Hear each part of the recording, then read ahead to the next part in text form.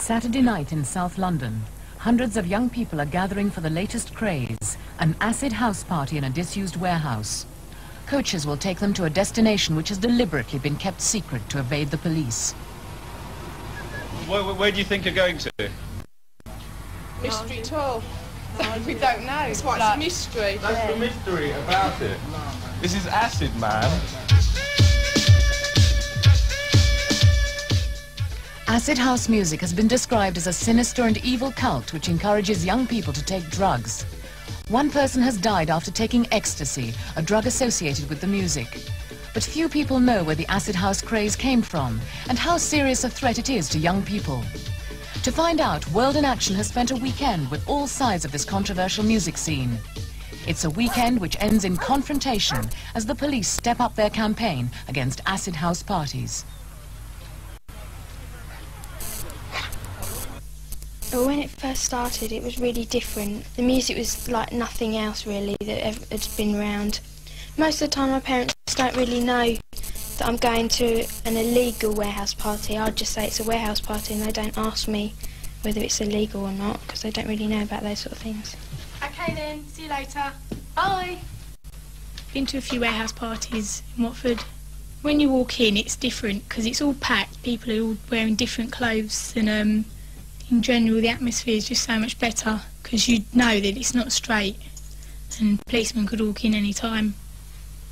My parents aren't worried about like warehouse parties, but only acid parties because they think there's going to be more, you know, there's going to be drugs going around the acid parties, but not like a normal warehouse party.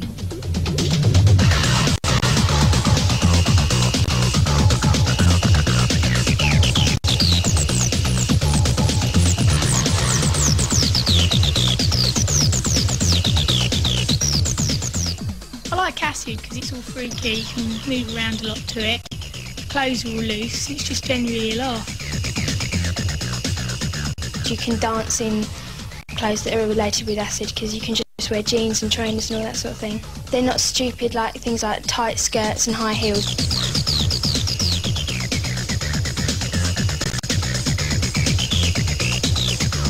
Well, acid house, or even if you abbreviate it to house music, started way back in about '83 in Chicago, in a club called The Warehouse, where a DJ called Frankie Knuckles was experimenting with a new form of music. People called it house music because it was originally played and created at The Warehouse.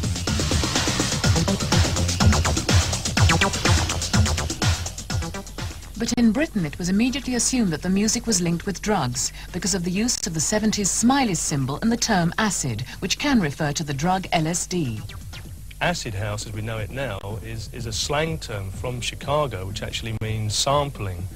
The Chicago producers and artists used to call it acid burning when somebody had taken a line or sampled a piece of somebody else's record and used it on their own production. That's where the term acid house came from.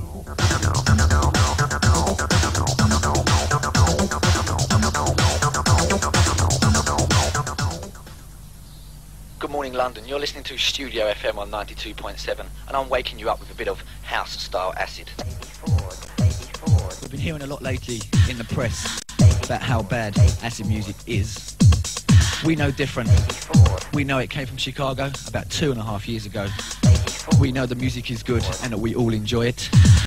London is pumping at the moment to the sound of acid beats. Also in Manchester, the beat is sounding hard as well. The music is firing, and this goes out to the newspapers and the media. Acid isn't all bad.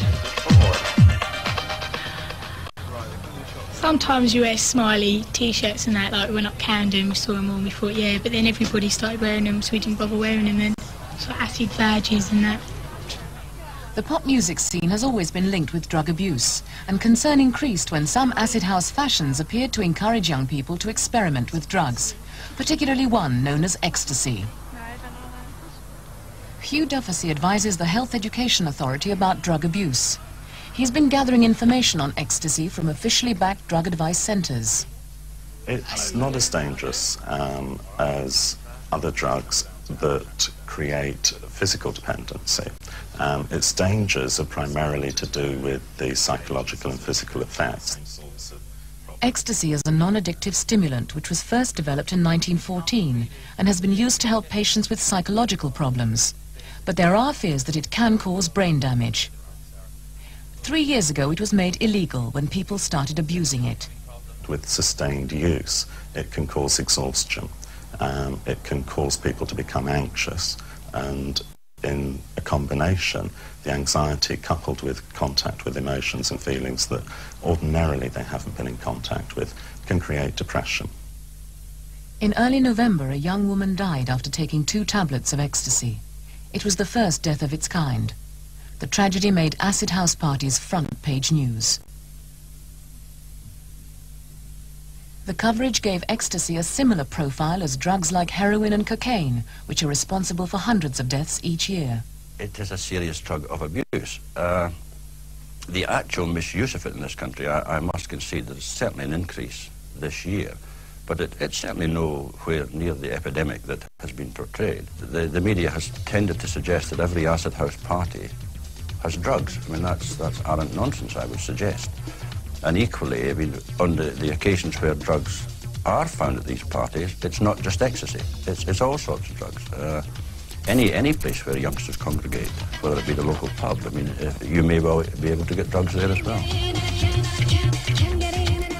They're no more likely to come in contact with dangerous drugs at an acid house party than they are in local pubs, local clubs, local discos. Young people, if they're looking for drugs, will locate the arena in which they're being sold in. Our laboratory, for example, up to the end of August, had seized or had seen approximately 600 cases of cocaine, 600 cases of amphetamine, and 700 cases, I think it was, of heroin, those sort of figures. And up to the end of October this year, they had only seen 51 cases of ecstasy. And because of the special attention that we've been having, I looked at those 51 cases personally, and many of them were just single tablets, sometimes half a tablet. It's up to the person. I mean, if you get offered drugs, it's up to them whether they want to take them or not. It's nothing to do with anyone else, but if they want to, I think they're stupid, but it's up to them. There's going to be like drugs at all parties. It doesn't necessarily have to be an acid party. This is true. I know Screws you up. I know people who have taken it and it's affected them for like a week, and people who have taken one never take it again because it's really bad and you hallucinate. And, so it's like a nightmare, doesn't it? Yeah, and everything's coming in to get you. Someone that I know reckons that it's ruined their whole life since they took it. And never again, you know, warn you never ever to do it ever. Drugs have got nothing to do with the music, it's just the same name. There's been drugs sort of all through every trend, like the mods used to take loads of drugs, pills and everything, just used to pop them all the time, and most of our parents were like mods or rockers or whatever, and they used to drink and take drugs and everything, but now their parents, they're saying that we're not allowed to go to parties and that because of acid, because of the bad press.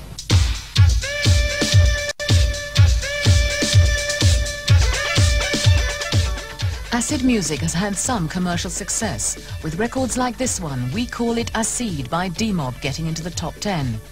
But the link with drugs has hindered their chances of further success. Gary Haseman, singer with D-Mob, says that since the controversy, 20 engagements have been cancelled.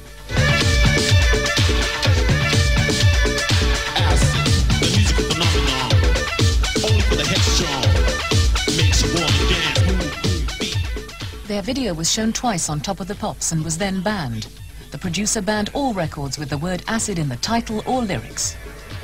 The lyrics actually say, you know, if you thought it was a drug, now you know you're wrong. You know, when we were making the record, we done this because we kind of saw the drug overtones which were about to happen, you know, in a sense. I've never taken drugs. I don't even drink, you know, so why am I going to make a record telling people to go and take drugs? No, I don't do that kind of thing. I feel sorry for the kids who are out there, who are drug-free, who like acid house, or whatever you call it, house, whatever, and they like to dance, wave their hands in the air, and their parents thinking, God almighty, are my kids on drugs? And that is only from a certain newspaper. What would you say to reassure parents who are worried about letting their kids go out at night now? Well, if you've brought your children up properly, and you love your children, and you know your children, you'll know if they take drugs or not. You don't need acid house to make them take drugs.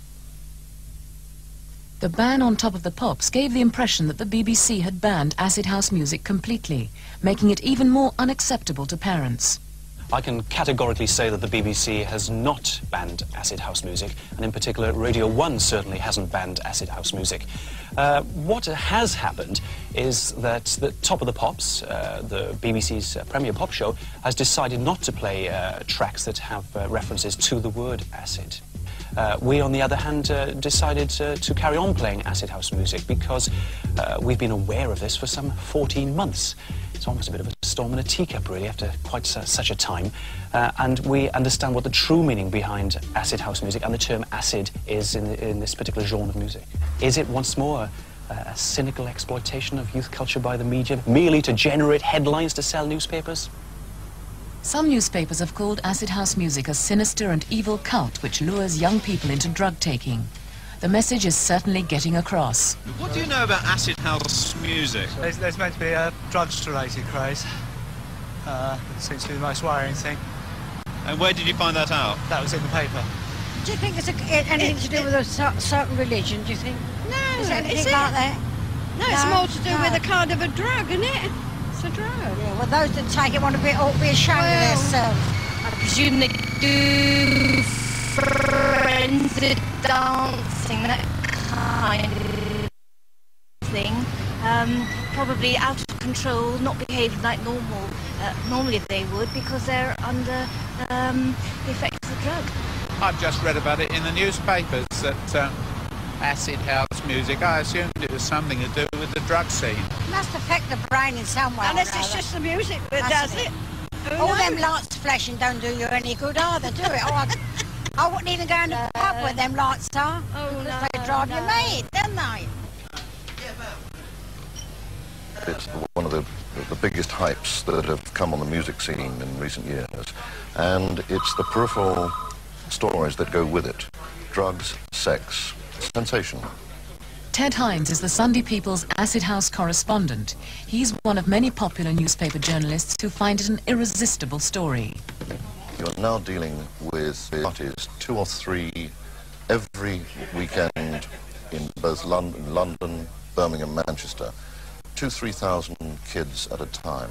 There's a great potential there, a lot of money involved, and I think money is the key to a lot of the people who feed off acid house, the people who organise acid house parties, and the drug barons, pushers, peddlers, who flock in its wake. Unfortunately, the popular press has moved into the sensationalism of the drug and the scene that it's associated with, and extended the coverage. And in extending the coverage, it's actually advertising. I mean, Saatchi & Saatchi couldn't have done a better job, in essence. And it's the classic problem. Young people being told by adults that they shouldn't do something are more likely to go and do it than not do it. And I think that's the dilemma the popular press has to confront for itself. The hype is not from us. The hype is there in the acid house music itself. It will come and go. As I said, next year there could be something else. We are only reacting, not acting on the stories. It was this story that started the present outcry over acid house music. It appeared in The Sun, one of the most enthusiastic opponents of the craze. It was ironic 2 months later to find The Sun still warning readers about drugs, but exploiting the success of the music by selling acid house T-shirts. We were approached by The Sun to design a T-shirt for the Bizarre column. They asked us to add smileys to the design. They gave a full page in The Sun, and this is the promotion here, with the headline, "It's groovy, cool, it's our acid house T-shirt." So they promoted it as acid house. We were totally surprised. We didn't expect them to promote it as acid. And then what happened? They cancelled the order a couple of days after the promotion. The order was cancelled. I think it's hypocritical. I really do.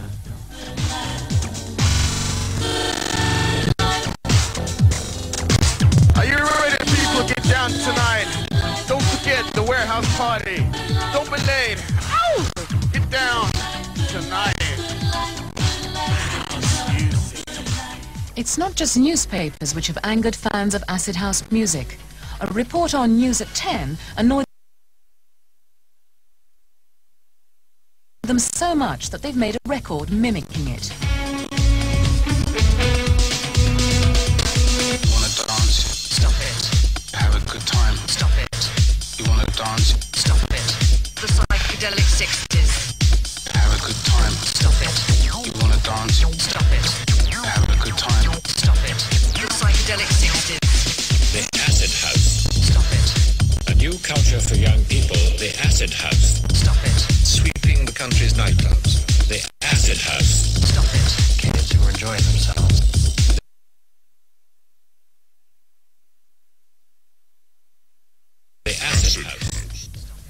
So far, 3 newspapers have named 3 different people as the Mr. Big of Acid House. One of them, Tony Colston Hayter, has been involved in the organisation of 6 warehouse parties. He's so unhappy at the way the media has reported Acid House music that he's producing a video which he believes will set the record straight. Well, the first time I walked into a really properly happening warehouse party, it just totally blew my mind. I couldn't believe that this quantity of people could all be dancing together and nobody looking over their shoulder at someone else or thinking, what does he think, or nobody getting drunk and brawling and whatever. The actual tabloid press have really come up with some outrageous fantasies in their stories that just really don't happen. I mean, sex romps, wild drug-taking parties, it's just all laughable. I mean, everyone knows who was at that party. All the police officers who came and looked at my party, the 2,000 people that were there, all know that this is total lies.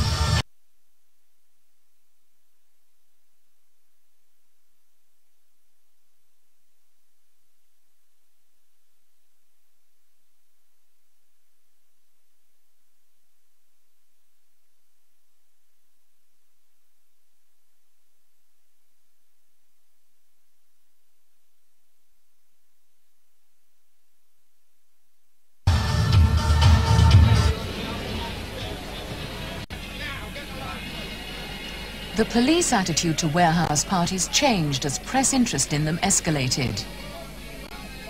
4 weeks ago, Colston Hayter's party in Greenwich attracted 3,000 young people. It also attracted hundreds of police.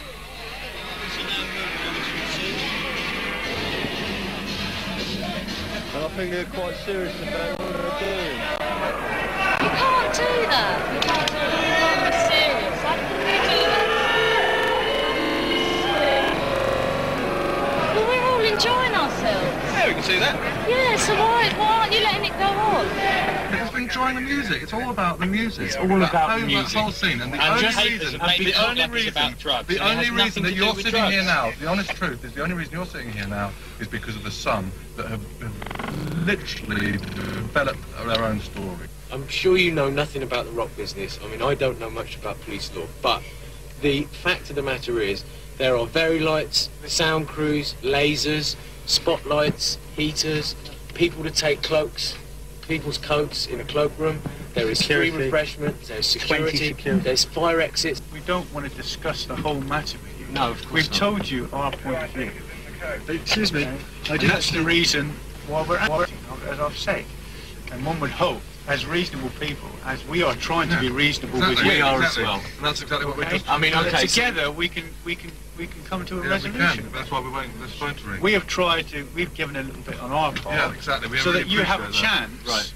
to do what you said that you were going to do. That's exactly what we're doing. I mean, to assist us to move these people from these premises to a safer area.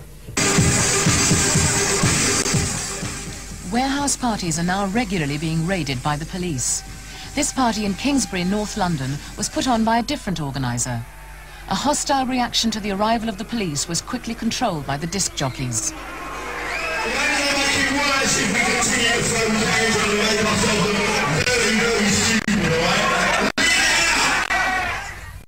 Tonight's biggest acid house party is to be at a disused warehouse in West London. The venue has been kept secret, but already there are problems for the person in charge of security. There's some friends of mine who are running it, and they've discovered their phones been being tapped all day, which to me is an outrageous waste of, I don't know, police time, home office money, whatever. What evidence have they got for the phones being tapped? Well, it's quite funny actually.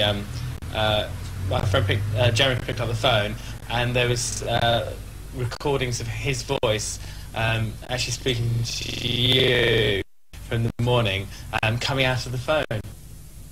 But it was an earlier party in the peaceful setting of Sevenoaks in Kent which led to the most controversial policing so far.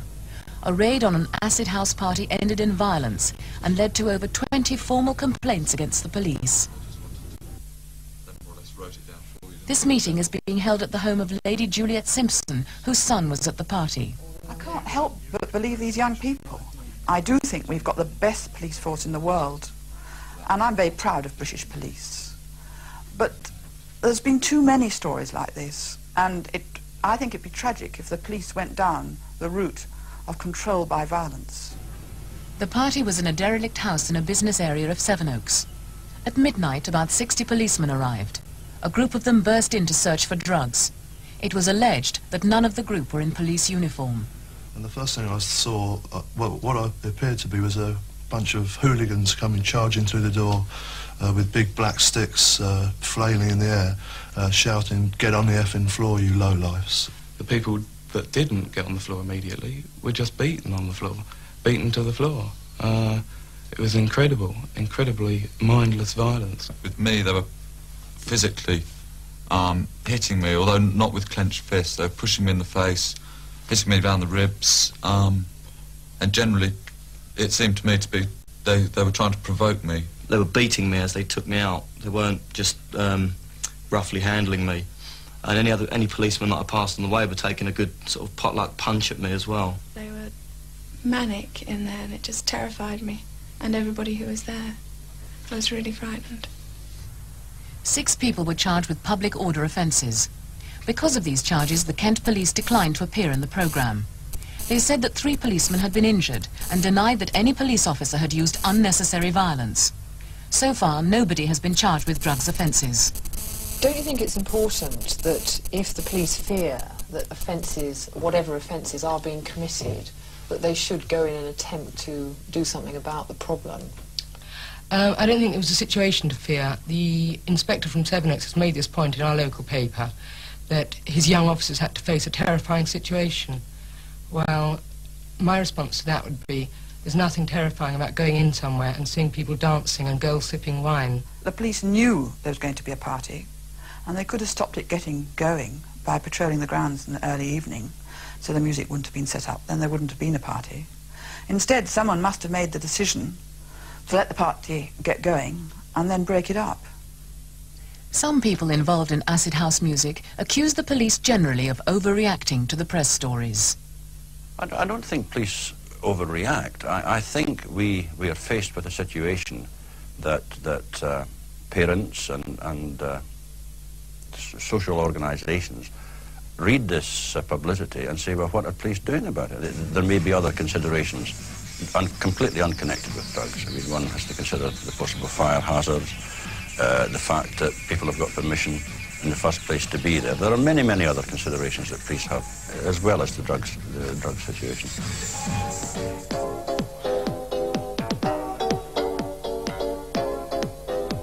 As another Saturday night falls upon us, in addition to the warehouses I've already mentioned, West Side people, yeah? Meet at Catford Station. An essential, get there early. As we all know, the police are going to break it dead early. We've got 20 buses going from all over London. People have actually hired their buses to come here, right, to the do. They'll come here and then the buses will go to the do, because it's very steep, as you can understand. But the thing is, once we're in there, the police can't stop it, right, because there's too many of us. And people enjoying themselves. How many people do you think will end up there? Tonight about 4,000. They're coming from Brighton, they're coming from Manchester, they're coming from Luton, Portsmouth, all over the place.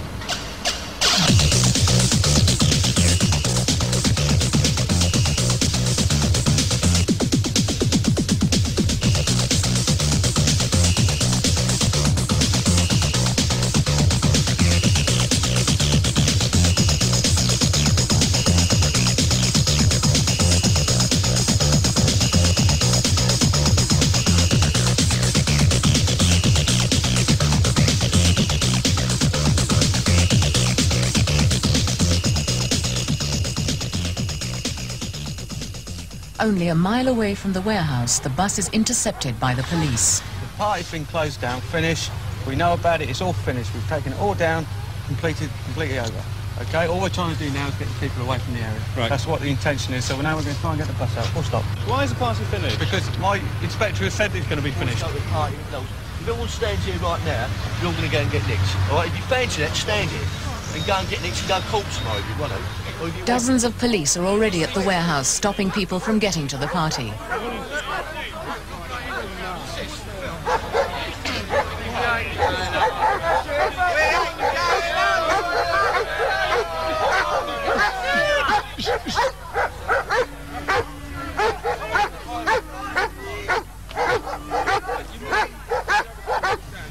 think, you know,